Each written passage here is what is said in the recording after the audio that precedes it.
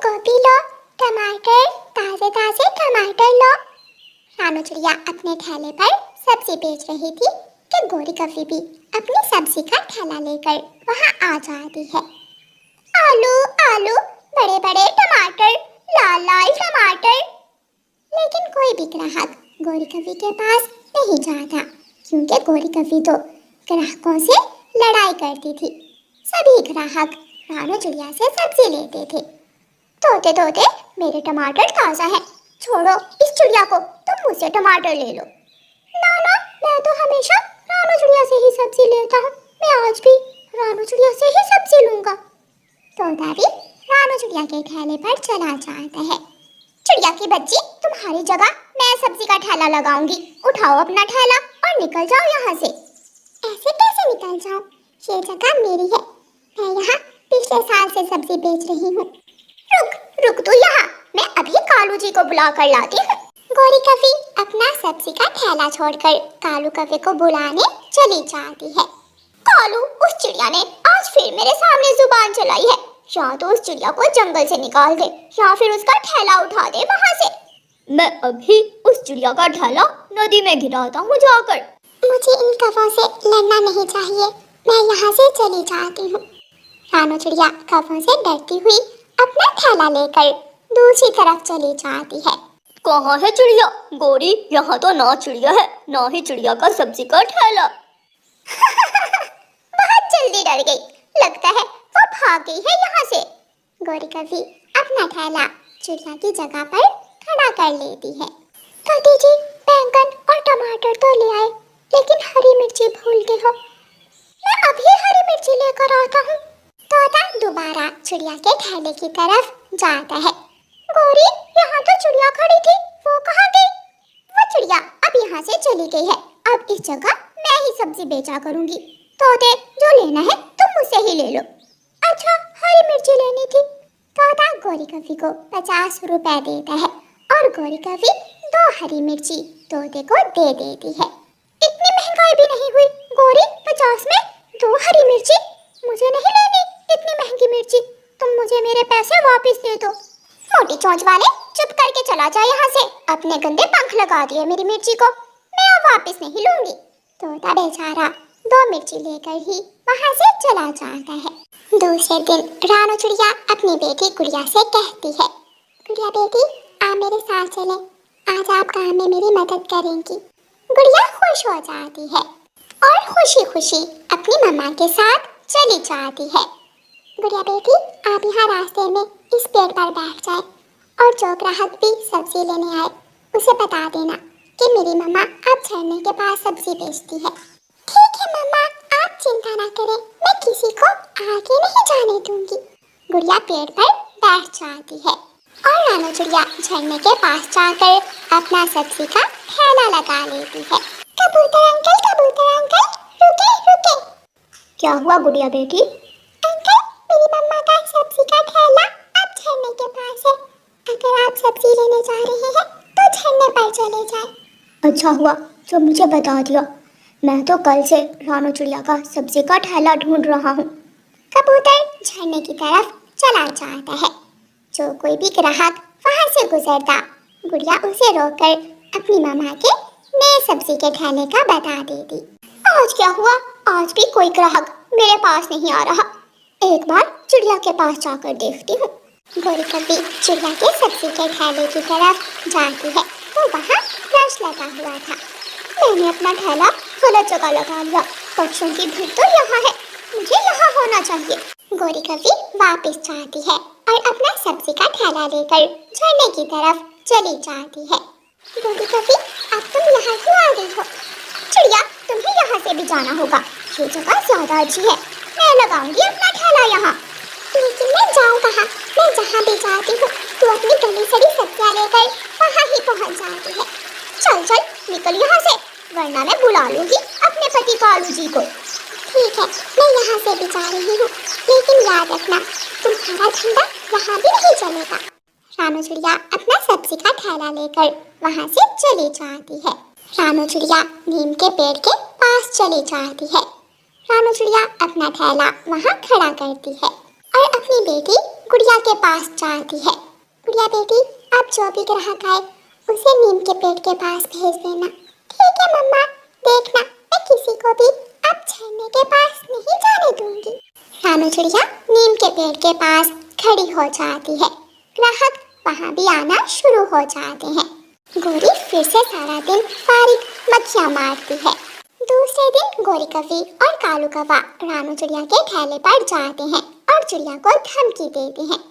चिड़िया, आज से जंगल में सब्जी का ठेला सिर्फ गोरी लगाया करेगी। अगर तूने अपना सब्जी का ठेला लगाया तो जान से मार दूंगा तुझे। कौवे भैया, आप मुझे नीम के पेड़ के नीचे तो सब्जी बेच लेने दे।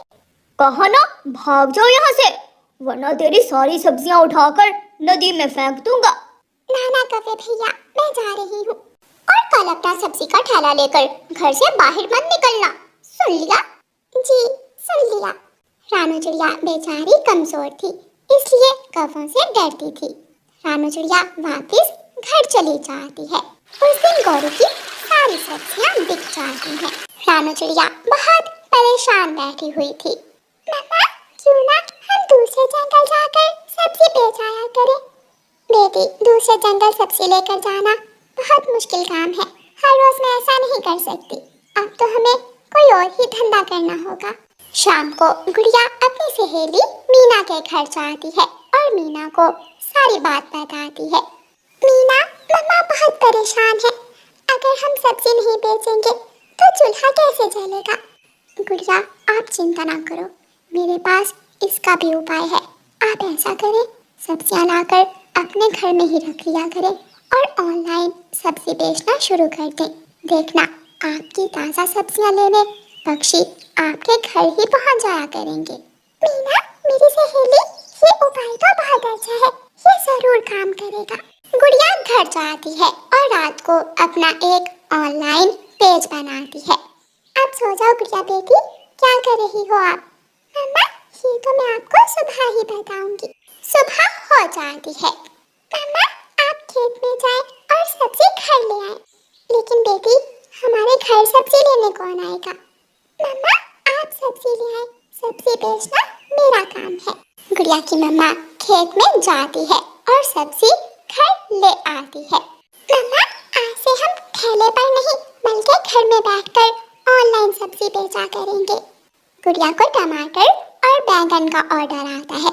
मम्मा, आप ये टमाटर और बैंगन तोते अंकल के घर दे आए, मैं बुलबुल आंटी को पालक दे आऊं।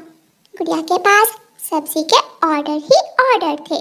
फिर कुछ दिनों बाद गुड़िया एक पक्षी को सब्जी डिलीवर करने के लिए रख लेती है और ऐसे रानू चिड़िया का धंधा पहले से दुगना हो जाता है और गोरी कौवी नुकसान उठा कर सब्जी बेचना बंद कर देती है। कालू जी, वो चिड़िया हार मानने वाली नहीं है, हमें अब कोई दूसरा धंधा ही करना होगा। गोरी, सच्चाई और अच्छाई कभी खत्म नहीं की जा सकती। हम हार गए और चिड़िया जीत गई। प्यारे दोस्तों, इसीलिए तो कहते हैं कि अगर लगन और मेहनत सच्ची हो तो कामयाबी मिल ही जाती है। प्यारे दोस्तों, इस कहानी को लाइक, अपने दोस्तों के साथ शेयर और चैनल को सब्सक्राइब करना बिल्कुल मत भूलना।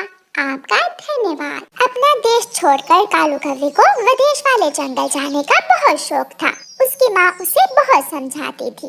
बेटा कालू, अपना जंगल अपना देश ही अच्छा है, खाने को दाना मिल रहा है, आखिर क्यों तुम हर समय विदेश जाने की बात करते हो? माँ, मैंने 1 लाख रुपए क्या मांग लिया, तुम तो मेरे पीछे ही पड़ गई हो। माँ, तू मुझे पैसे दे या ना दे, मैं विदेश जाऊंगा। बड़ा घर, बड़ी बड़ी गाड़ियाँ, नौकर चाकर, मैं जिंदगी में बहुत आगे जाना चाहता हूँ। कालू कौवे की बूढ़ी माँ रसोई में रोटी बनाने जाती है और कालू कौवा अलमारी से माँ के पैसों की थैली उठाकर घर से भाग जाता है। आखिर मैं ले ही आया, मैं अपनी माँ के पैसे चुरा कर ले आया हूँ। साहिब, ये लो पैसे और मुझे विदेश जंगल के जहाज की टिकट दे दो। रानो बेटी, वो तुम्हारा बचपन का दोस्त है, तुम ही उसे समझाओ, वो तो मेरी एक नहीं मानता। माँ जी, कालू के सर पर विदेश जाने का भूत सवार है, वो किसी की नहीं मानेगा। जब जाएगा ना विदेश, फिर पता चलेगा उसे। वो मेरी अलमारी से मेरी सारी मेहनत की कमाई चुरा कर ले गया है। माँ जी, अब उसे कौन समझाए? मैं एक बार बात करके देखूंगी कालू से। कालू कौवे की माँ रानो चिड़िया से अपने दुख सुख करने के बाद घर चली जाती है। शाम को कालू कौवा बहुत खुश था। वो पंख में जहाज की टिकट पकड़े आ रहा था कि रानो चिड़िया उसे रोक लेती है। कौवे भैया मत जाओ, विदेशी जंगल मत जाओ। वहाँ कौन होगा आपका जिससे आप बात करोगे, जिससे आप अपने दुख सुख करोगे? वहाँ हर चीज बहुत महंगी होगी। खाओगे क्या, रहोगे कहाँ? तुम भी मेरी माँ की तरह नहीं चाहती हो कि मैं बड़ा कौवा बनूं, मेरे बड़े बड़े पक्षियों से संबंध हो। सुना है विदेशी जंगल में रहना बहुत मुश्किल है। अपनी माँ की बात मान लो, कहीं ऐसा ना हो कि कल को तुम्हें पछताना पड़े। रानो चिड़िया, मुझे निराश मत करो। मैंने जो सोच लिया है वो मैं हर हाल में करूँगा। देखो, अब तो मैं हवाई जहाज की टिकट भी ले आया हूँ। कालू कौवे की माँ सारी रात जागती रहती है। सुबह हो जाती है और कालू कौवा अपना बैग उठाकर विदेश जाने की तैयारी करता है। अच्छा माँ, मैं जाता हूँ। जाओ मेरे बेटे, खुश रहो, अपना ख्याल रखना बेटा, मुझे तुम बहुत याद आओगे। माँ, कुछ महीनों की ही तो बात है, मैं अपनी माँ को भी अपने साथ ही ले जाऊंगा। कालू कौवा बैग गले में डालकर उड़ता है और रानो चिड़िया के दरवाजे पर जाता है। रानो, मैं जा रहा हूँ। जब वापस आऊंगा तो तुम्हारे लिए विदेशी साड़ी लेकर आऊंगा। कालू भैया, मेरे बेटे के लिए विदेशी घड़ी ले आना, अगर हो सके तो। मुझे साड़ी की जरूरत नहीं है। एक क्या, मैं कई घड़ियां लेकर आऊंगा, बस वहाँ जाकर कोई अच्छी नौकरी मिल जाए। कौवा वहाँ से उड़ता है और तोते के पास जाता है। जा रहा हूँ, तुम कहते थे ना कि मैं आवारा हूँ, कोई काम नहीं करता। देखो, मैं विदेश जा रहा हूँ। आवारा हो और आलसी भी, इसलिए तो विदेश जा रहे हो, वरना हमारे देश में कौन सा काम नहीं है। चलो चलो, जब मैं पेंट कोट पहन कर आऊंगा तो तुम देखकर जल जाओगे। मेरा जलेगा जूता, देखता हूँ मैं भी तुम वहाँ से क्या लेकर वापस आते हो। तो यहाँ आलसी, वो विदेश में भी आलसी ही होते हैं। कौवा जाते जाते कबूतर के पास भी जाता है। चिंता न करना दोस्त, मैं जल्दी लौट कर आऊंगा। मैं तुम्हारे लिए बड़ा कैमरे वाला मोबाइल ले आऊंगा। कभी यार, मेरा आईफोन लेने की बचपन की इच्छा है, मेरे लिए एक आईफोन ले आना। पैसे ले लेना मुझसे वापस आकर। पैसे कौन लेगा, एक बार मुझे जा तो लेने दो, सबको आईफोन ले दूंगा। जंगल में सबके पास आईफोन होगा। मुस्कुराते हुए, हंसते हुए कालू कौवा वहाँ से चला जाता है। कौवा हवाई जहाज के इंतजार में हवाई अड्डे पर जाकर बैठ जाता है। थोड़ा इंतजार करने के बाद हवाई जहाज आता है। कालू कौवा हवाई जहाज में बैठकर विदेशी जंगल जाने के लिए निकल जाता है। 6 घंटे की उड़ान के बाद कालू कौवा विदेशी जंगल पहुँच जाता है। वो अपना बैग लेता है और उड़ता है। वो नहीं जानता था कि उसे कहाँ जाना है, इसलिए वो रात किराए के घोंसले में गुजारने का फैसला करता है। किराए के घोंसले, विदेशी पक्षियों के लिए किराए के घोंसले। कालू कौवा बुलबुल के पास जाता है। एक घोंसले में रात गुजारने का कितना लोगी? 5,000 कुछ ज्यादा नहीं है। 5,000 का सुनकर कालू कौवे के तो कान खड़े हो जाते हैं और सांस रुक जाती है। क्या 5,000? हमारे जंगल में तो 5,000 का घोंसला आ जाता है। तुम्हारा जंगल नहीं है कौवे। कौवा 5,000 में एक घोंसला रात के लिए ले लेता है और अपना बैग घोंसले के पास रखकर कालू कौवा खाना खाने के लिए निकलता है। भाई जी, 1 प्लेट चावल दे दो। कौवा वहाँ एक पक्षी से 1 प्लेट चावल लेकर खाता है। कितने पैसे हुए? स्वाद अच्छा था। 1500। भाई, 1500 में तो हमारे देश में चावल की पूरी हंडिया आ जाती है, जिसे पूरा परिवार खा सकता है।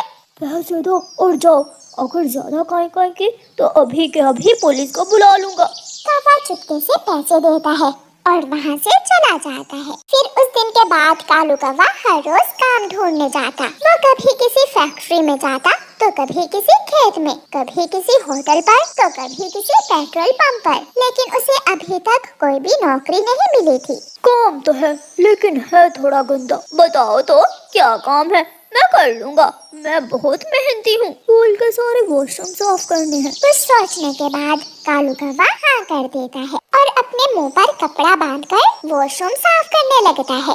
जैसे जैसे तैसे कालू कौवा विदेशी जंगल में 20 दिन गुजारता है। पास जो पैसे थे सब खत्म हो जाते हैं और फिर तो कौवे के पास खाने के लिए भी पैसे नहीं थे। होटल के बाहर बैठा हुआ कालू कौवा रो रहा था। सबने मुझे रोका था, माँ की बात ना मानी, अपने दोस्तों का कहना ना माना और अब यहाँ वॉशरूम साफ कर रहा हूँ। ना पास पैसे हैं ना रहने को घर। वापिस जाऊंगा तो सब मजाक उड़ाएंगे। कौवा 3 रातों तक एक पेड़ के नीचे लेटकर गुजारता है और फिर एक रात वहाँ पुलिस आ जाती है।